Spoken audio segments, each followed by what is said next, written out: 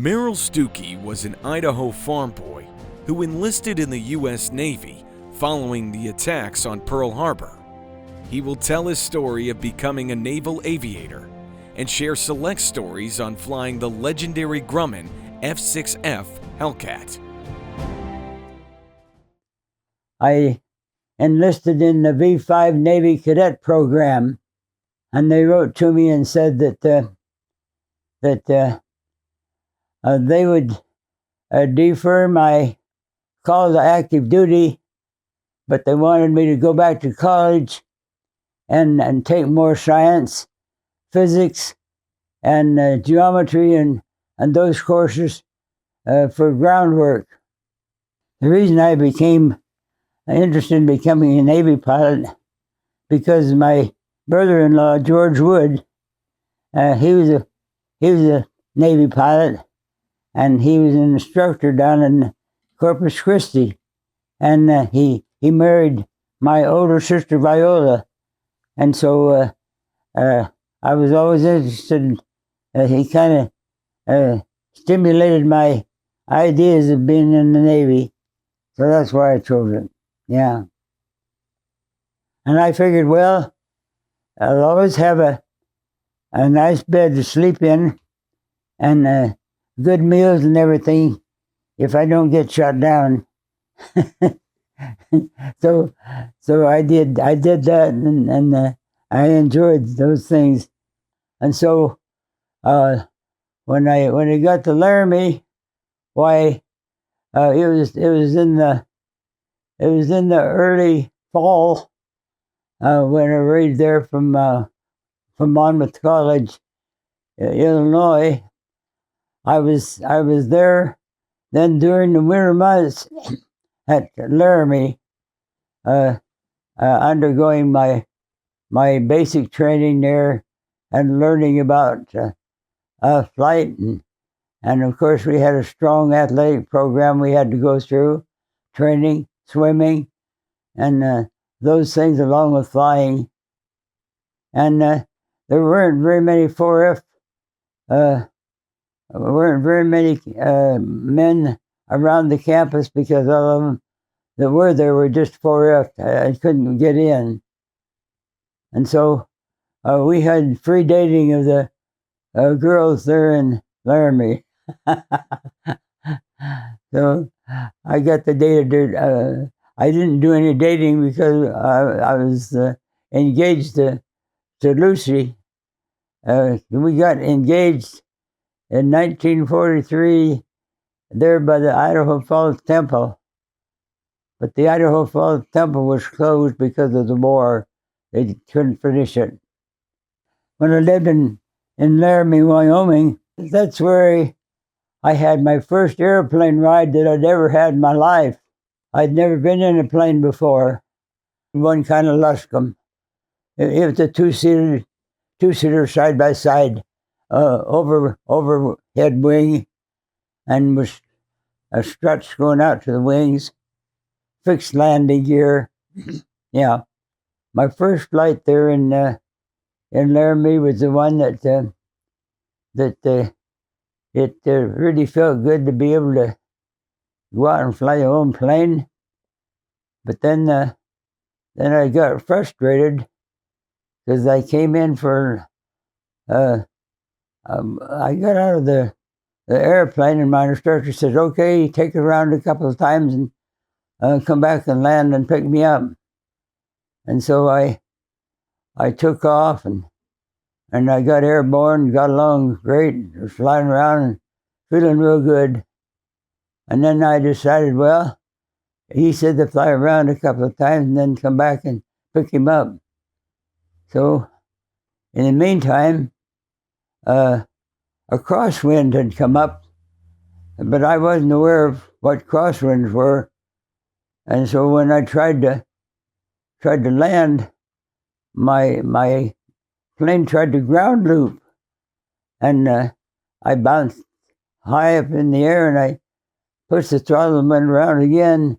This time, the crosswind was even worse, and that's when I bounced and headed right for my instructor, and he jumped up and got out of the way.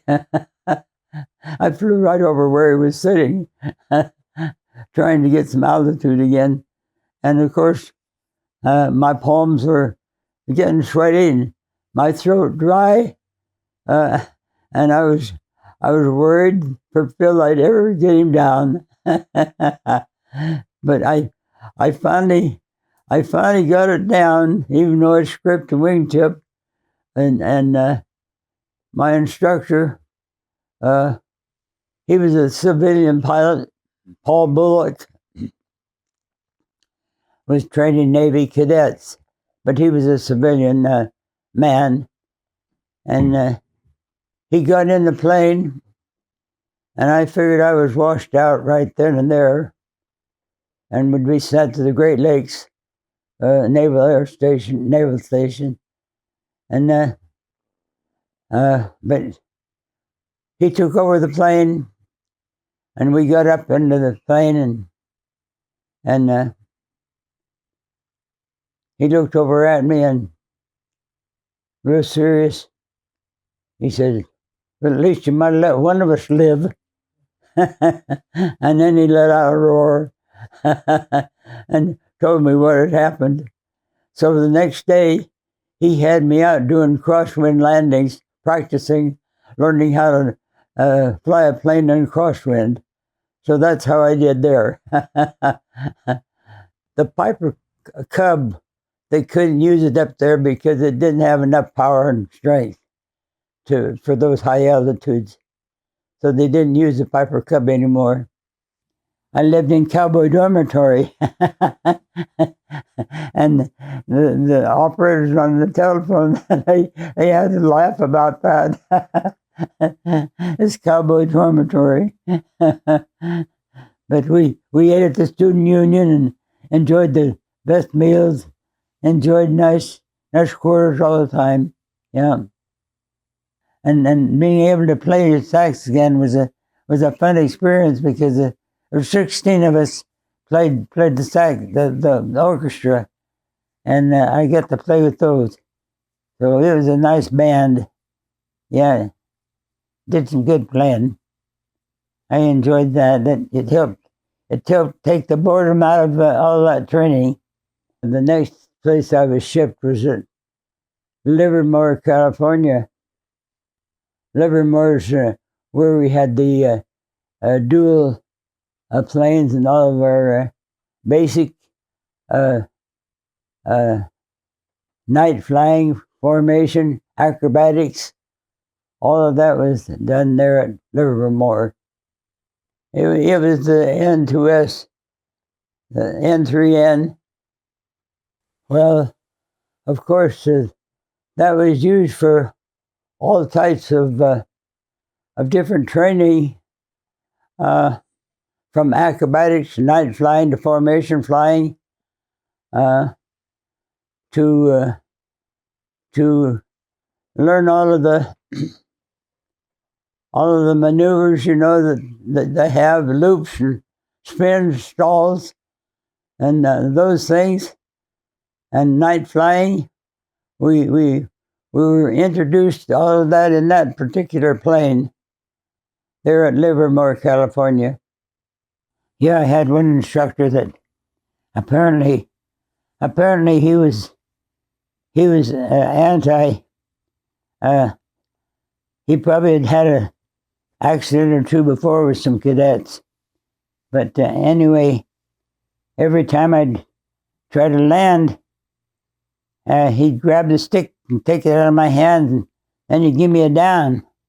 And you had to fly 2 ups with 2 other instructors in order to keep going. So I went before the Navy Reviewing Board, and I told him, well, if he'd let me land that plane, I could put it down. But he kept jerking it out of my hand. And so they gave me an option of flying with 2 other instructors, and I flew my ups and continued on. One night, we'd been out night flying, practicing night flying. And the next morning, as we were mustering for our day flight assignments, we noticed off out there by the flight line was a big chunk of metal twisted up all over. and they said, yes, Yardley, a guy by the name of Yardley, had crashed last night, and he was in the base hospital. And one of our church groups in our elders quorum, Espenscheid was his name, he wanted me to go with him to the base hospital and give him a priesthood blessing. And so when I got on the flight line, they called out, Cadet Stuckey, step forward and go with Cadet Espenscheid to the base hospital. And so we went there, and sure enough, there we found Yardley, and he was propped up next to a wall, and he was wrapped just like a mummy, all over his body, just wrapped up solid. All you could see was his lips. And so we gave him this priesthood blessing and left it then in the Lord's hands, whether or not he'd be able to go on. And as far as we knew, he did regain and was able to live again. But insofar as what actually happened thereafter, I never did find out or learn. The Vultee was it wasn't it was just one of the trainers. The next step. It was a fixed landing gear. They didn't raise the wheels at all. It just strutted, and they weren't built for stress or rough maneuvers. But two of the instructors up there decided they wanted to have a dogfight. So they got into this dogfight, and while we were making a steep bank, coming around to try to get on the other tail, something snapped. And oh, I thought a wing would fall off, and so did the instructor. And he flew the plane very, very carefully, slowed it up, and got back to our base field as soon as he could. And then he downed the plane. Didn't tell him why, but he downed the plane. Said there's something that needs to be checked out on this plane. So that was my experience with that plane. And then the next one, of course, was went to the advanced trainer, which was the SNJ, which was before you actually get into combat training gear. Well, you go through a great training with that particular plane, and it's equipped with almost everything that the military planes have.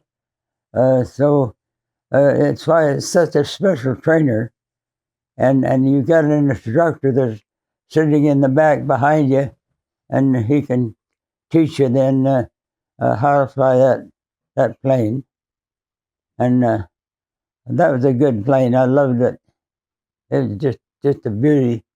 And there's nothing more pretty than an echelon of these beautiful SNJs flying in formation. It's just heartrending. On the SNJ, I do remember they sent me on a navigation flight with a group over to somewhere, I believe up toward Oklahoma. After we landed there, the USO was always available to give you hot coffee or something, to eat, and really rolled out the red carpet for you. And so we did. We took advantage of it. It was a nice navigation training flight. The time when the instructor, we were out doing acrobatics and stuff, and in the acrobatic plane, and the instructor got in behind me in the back seat. He first said, I'm having a little problem here with my seatbelt, but I think everything's going to be okay. And so he gave me the thumbs up to go ahead. And when I went out to and do some acrobats, he said, do a Immelman. That's where you come down like this and come around and roll over on the track like that, and then you roll out on top of the loop, like that. And I did that, and I looked in my mirror. No instructor. Oh man, I started circling, looking for his parachute to open, and I didn't see anything. So I started heading back home, and next thing I knew, I heard the instructor come up, and he says, "Where the hell are you going?" And I wish I could have batted him with my stick.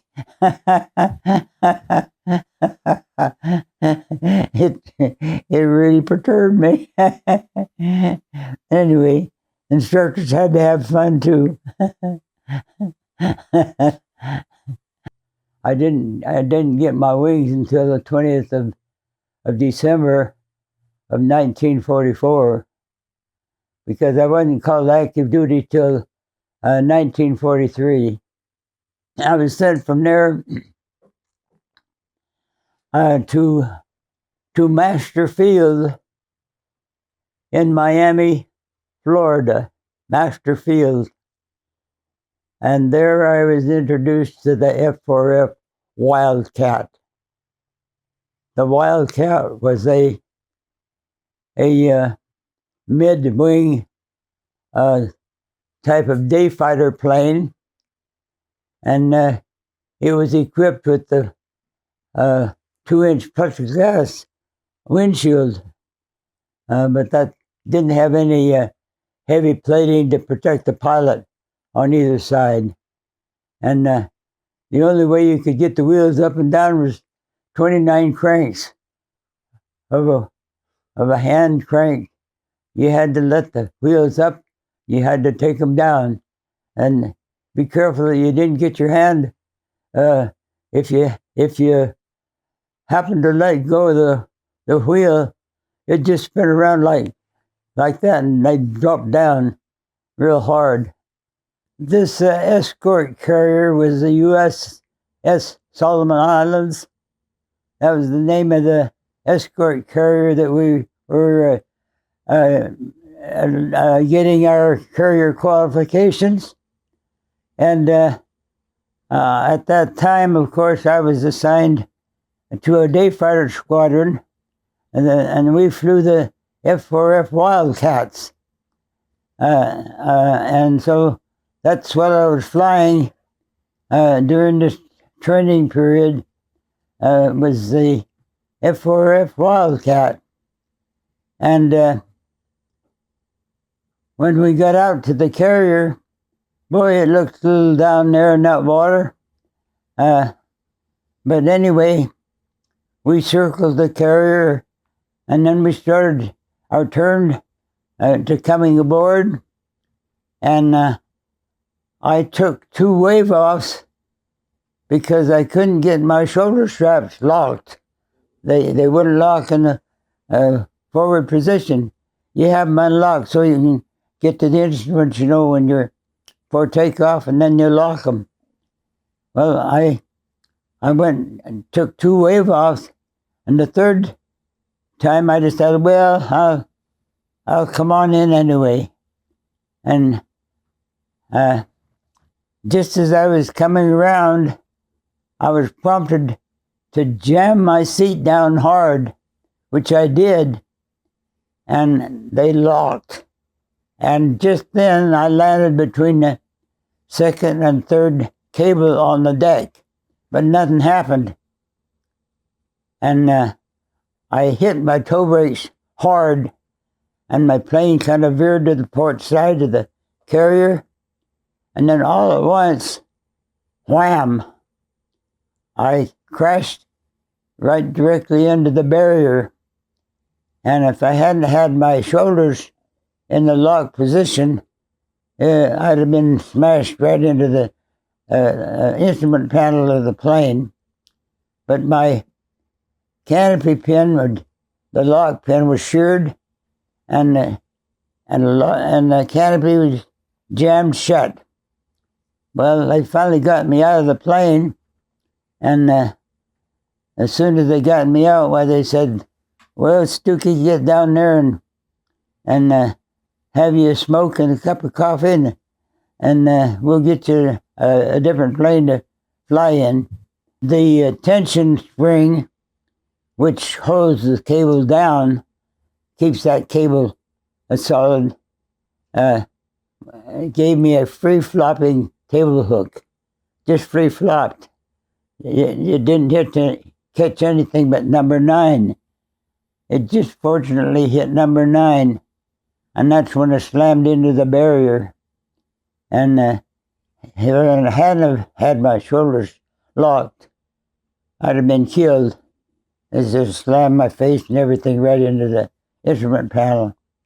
But the only thing that was damaged, the crystal on my wristwatch. I was wearing gloves. It was shattered. When my hand went forward, it was shattered on my wristwatch that I had. So I was very fortunate that I got out of that without a scrape. Had I gone over the port side of the carrier, I'd have been locked in the plane, and it didn't take very long for it to sink. Yeah. So there again, the guardian angel was sitting somewhere.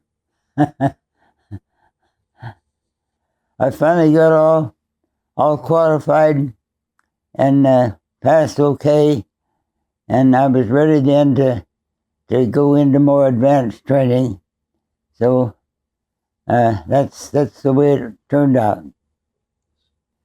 When I was in the day fighter squadron, the Navy was coming out with a new twin engine, supposed to be a twin engine plane, and me and another cadet, we thought, well, if we get some multi-engine time and we survive the war, then maybe we can fly for an airlines after the war, if we get out okay. So he and another a short pilot, and like myself, we volunteered for night fighter duty. And but in order to have full throw of the pedals on the F6F, we had to have some pillars behind us, 4 inches of them, to push us forward so we could get full throw of the rudders. Well, we became known then as the 2-pillar pilots.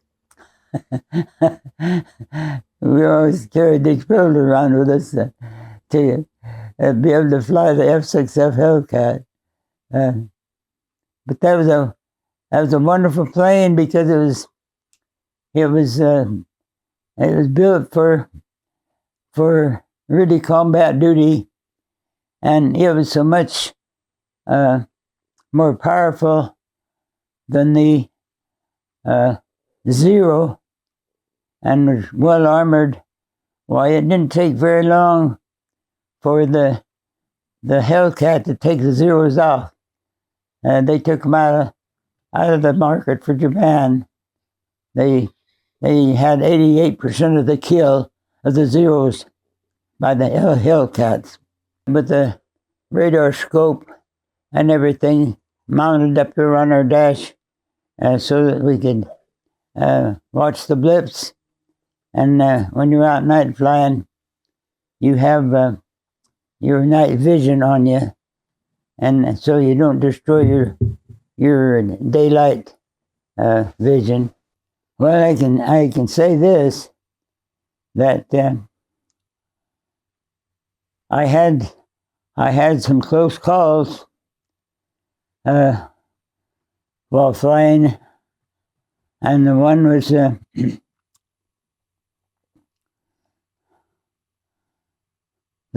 when I was out on a night flight, and the weather closed in bad, and they called me back to land, and it was getting really, really bad out there, and they turned on a big beam that went up, and they gave me a heading of I was coming in, I believe it was 1,000 feet, and all at once I was prompted to just push my nose down a little bit, and an airliner flew right over the top of me, just right over the top. And we were on a dead-end collision course. They were going out, and I was going in. So I chewed the Navy out. I'd gone out to do some high-altitude firing on a tow sleeve, and we just reached our ceiling of 20,000 feet, and this plane ahead of me looked like it caught fire, just smoke coming out all over. And then I noticed that all side of the fuselage was starting to glisten, and it was oil. And so they assigned me to take them back to home base, off the ocean, away from and get him home back to home base.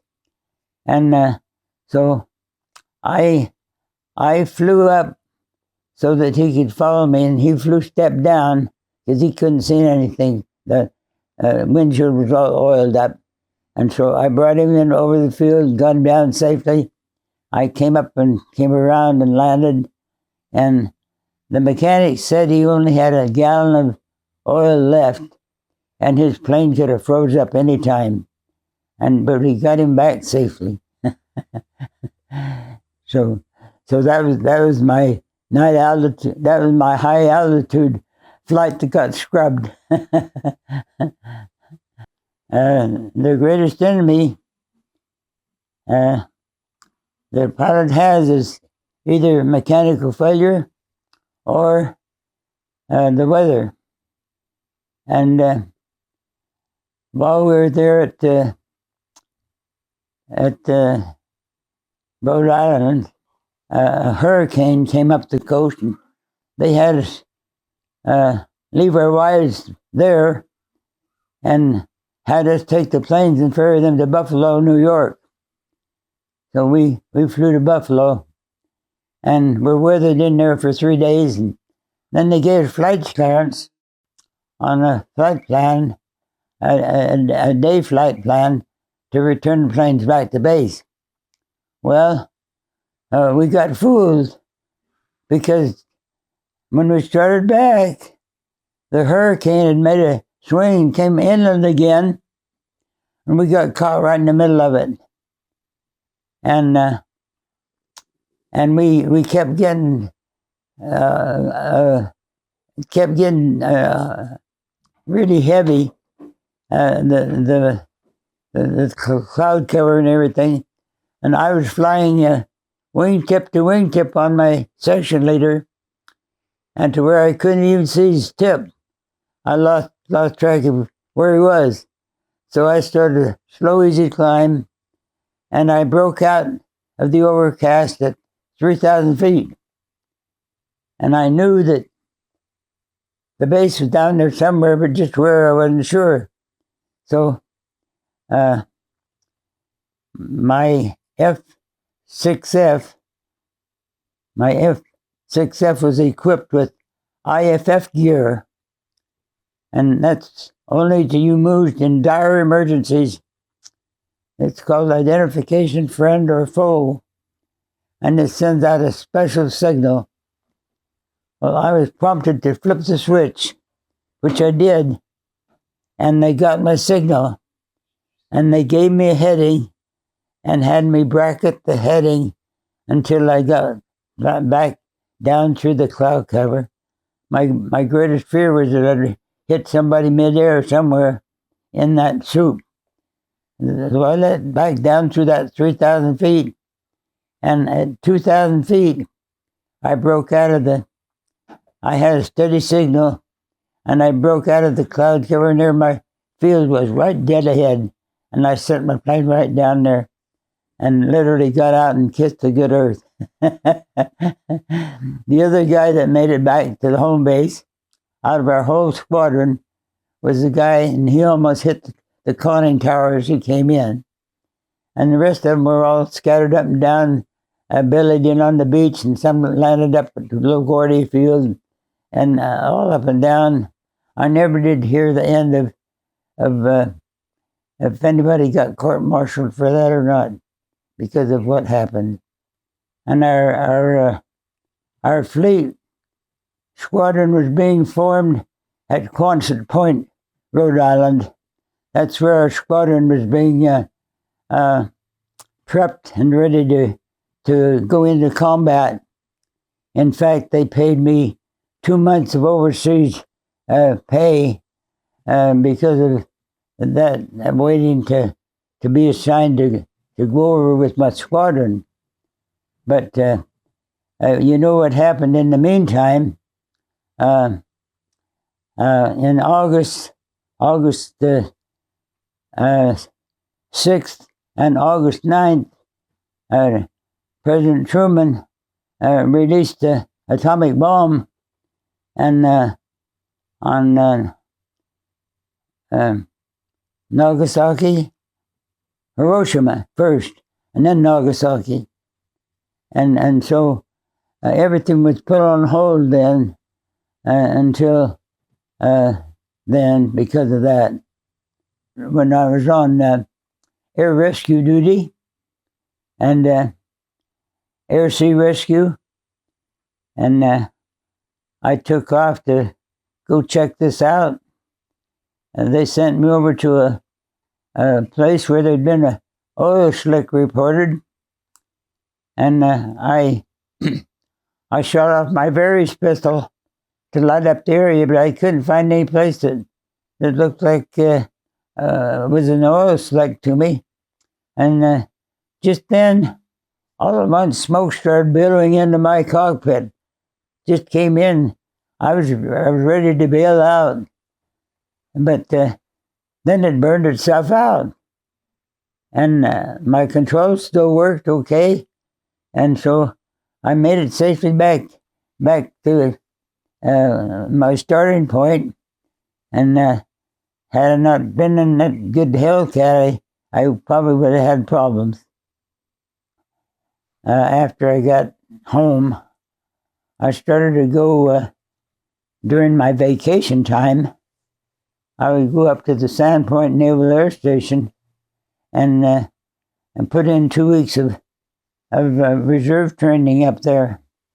And while I was up there one time, I was sent up with another instructor, another pilot too, in reserve.